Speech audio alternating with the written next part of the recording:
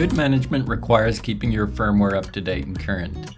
Along with getting all the latest features, it's important to stay on latest versions to get patches in response to vulnerabilities like Log4j. WatchGuard Cloud has a dashboard where you can schedule all of your firmware upgrade. New in 2022, customers can now manage upgrades for both Wi-Fi access points and their next generation firewalls. It truly is a unified security platform. Also new in 2022, MSPs can now do this firmware upgrade across multiple subscribers from this dashboard. I can select all devices that are ready to upgrade the firmware, choose the appropriate version, typically the latest, select which devices are customers, and then schedule a time for the upgrade.